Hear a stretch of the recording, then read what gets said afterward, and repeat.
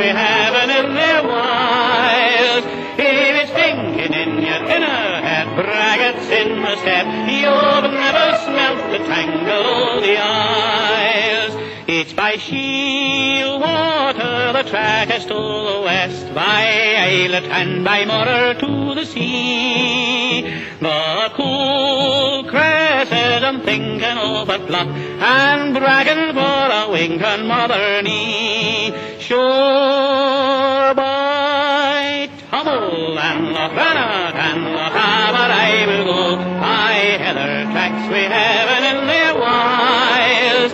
If it's thinking in your inner head, braggarts in the step, you'll never smelt the tangle of the isles. It's the blue islands are pulling me away, their laughter puts the leaf upon the lame. The blue islands from the skerries to the lows, where heather honey taste upon each name. Sure by Tummel and Loch Rannoch and Loch Ailort I will go, by heather tracks we haven't in their wiles. If it's thinking in your inner head, braggarts in the step, you've never smelt the tangle of the isles. Aye, the road to the Isles, and what a road.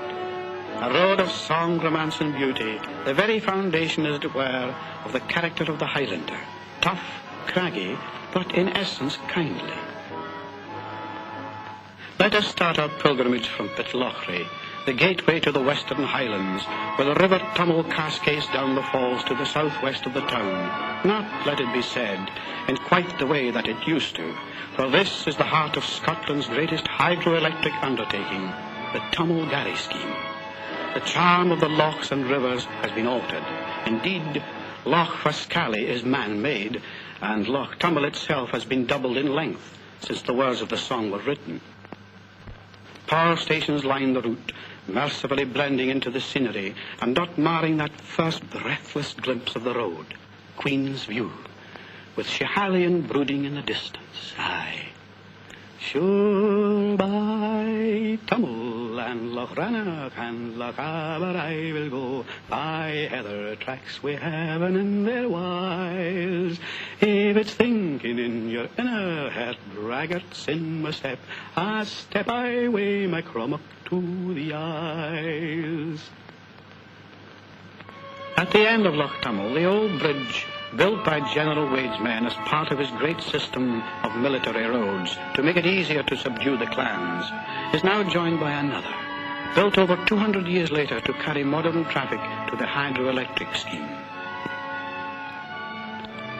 And so on to Loch Rannoch, dominated by Schiehallion, which from this aspect gives the perfect cone shape of Fujiyama. Schiehallion appears to change shape as the road proceeds to the great bleak moor of Rannoch. The moor blocks the way, and at Rannoch station, the road, from the motorist's point of view, comes to an end in a burst of desolation. Rannoch Moor stretches to the Grampians, a climber's paradise where the quiet beauties of Loch Tulla are but a prelude to the thunder of Glencoe. But now the mountains have their say, and the ascent to the Black Mount and the other end of the moor is awe-inspiring. And so down to Glencoe, a name which Scotsmen will always remember. It wasn't so much the number of MacDonald's slain, it was the manner of the slaying which has burnt the name Glencoe on every Highlander's heart. For the Campbells were the guests of the MacDonalds, and in their houses when the massacre took place. It broke all the traditions of Highland hospitality. Guests murder their hosts in bed, and the gloom of Glencoe, with its tiny village beneath, by the placid waters of Loch Lieven, are a living monument to a black day in Scottish history. And so to busy little Fort William, centre of the Loch Ailort district, certain charts call the upper reaches of Loch Linnhe Loch Ailort, which may be the clue to the reason why all the other places named in the song are waterways, whereas by modern usage, Loch Ailort is not.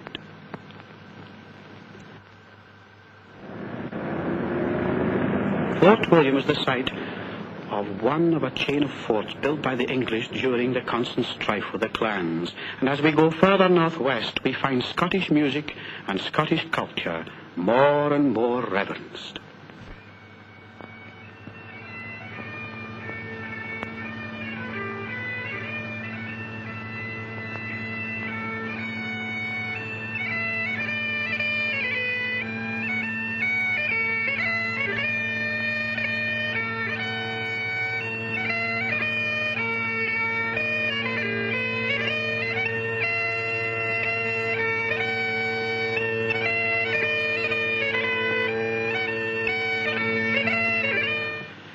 It's by Shiel water the track is to the west, by Ailort and by Moor to the sea.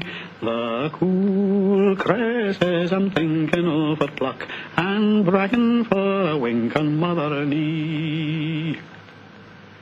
Shiel water, where in 1745 a young man, armed not with guns and weapons, but only with hope and a belief in the steadfastness of the clans, stepped ashore and raised his standard. Today, a monument marks the spot where bonny Prince Charlie stood and looked inland and waited, very much alone. Then suddenly he heard the distant sound of the pipes, and one by one the clans gathered, marching down the glen to join him.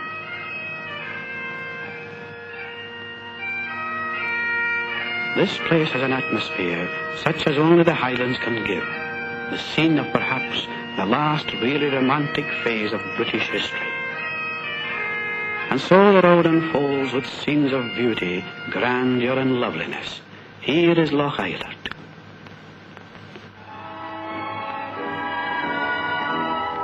The story goes that after the 45, the Scots were, by decree, prevented from erecting memorials to their fallen.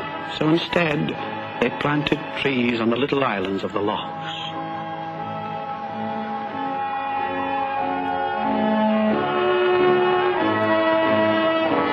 Now we have reached Arisaig, with its lovely house on the little beach below, where Prince Charles is said to have started his last journey from his native land after his long wait in the cave.